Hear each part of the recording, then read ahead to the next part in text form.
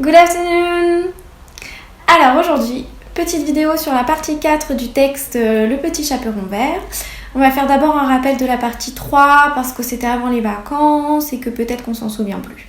Donc dans la partie 3, le Petit Chaperon Vert traverse la forêt. Donc elle arrive premièrement dans le bois et elle voit le Petit Chaperon Rouge, mais comme c'est quelqu'un qu'elle déteste, elle ne lui dit pas du tout bonjour et elle passe à côté d'elle sans la remarquer. Ensuite, elle continue sur le chemin et puis elle va un peu dans les herbes et là, elle voit passer le loup qui court à toute vitesse et qu'il ne la voit pas. Il ne la voit pas parce qu'elle est habillée tout en vert et parce qu'elle est dans les herbes hautes et que le vert sur du vert, on ne le voit pas, surtout quand le loup est très pressé. Donc on va lire maintenant la partie 4. On va expliquer le vocabulaire et ensuite on répondra aux questions de manière orale. Alors, arrivé chez sa grand-mère, le Petit Chaperon Vert tira la chevillette pour que la bobinette puisse choir. Et la porte s'ouvrit. La petite fille donna ses médicaments et les bonnes choses à manger à sa grand-mère. La vieille dame ne voulut même pas y goûter tant elle se sentait mal. « Ne t'approche pas de moi, dit-elle à la petite fille. Tu es bien mignonne à croquer, bé. J'ai un gros rhume. Et tu risques de l'attraper. Il ne manquerait plus que ça. » Bien, grand-mère, dit la petite fille. Alors je m'en vais, au revoir. Ah, j'ai oublié de te dire, j'ai rencontré le loup. Hein? Fit la grand-mère. Dieu, tu n'as pas eu peur? Pas du tout, dit la petite fille. Il courait tellement vite qu'il n'a pas eu le temps de me voir. Bon Dieu, répéta la grand-mère, quelle chance tu as eue. Et elle lui fit un baiser sur la main et la petite fille s'en alla. Alors, qu'est-ce que l'on a compris? Qu'est-ce que l'on a retenu? Que s'est-il passé? Donc, dans cet extrait, la petite fille arrive chez sa grand-mère. Elle ouvre la porte. Alors d'ailleurs, on peut voir qu'elle ouvre la porte. Et l'ouverture de la porte, dans le texte, c'est la chevillette pour que la bobinette puisse choir. Choir, ça veut dire tomber. Donc elle tire quelque chose qui fait tomber la bobinette et du coup la porte s'ouvre.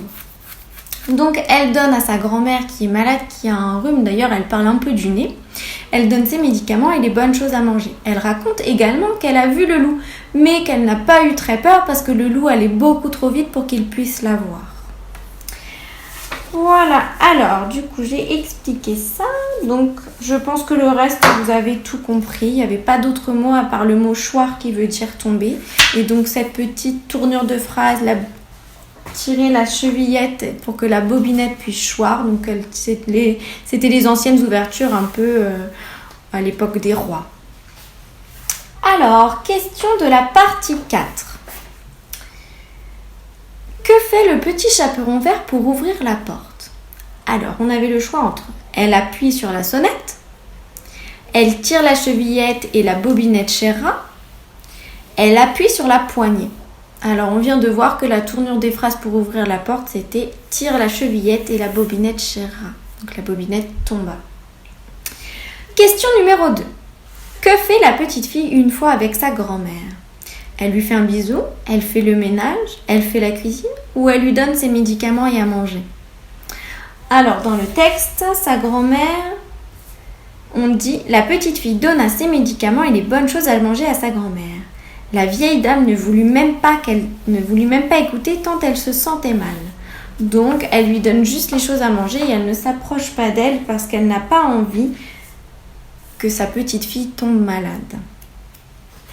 Elle lui dit « Ne t'approche pas de moi, tu risques de l'attraper. » Question numéro 3. Que dit la grand-mère lorsqu'elle apprend que sa petite fille a vu le loup?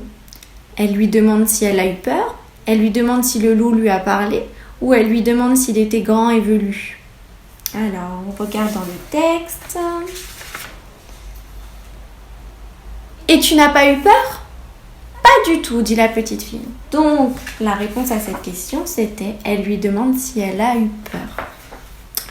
Le numéro 4, c'était à vous de dessiner le Petit Chaperon Vert. Donc ça, vous pouvez le faire dans votre cahier de littérature pour répondre à cette question. Donc voilà, c'est fini pour la partie 4. On se retrouvera dans une prochaine vidéo pour la partie 5. Goodbye!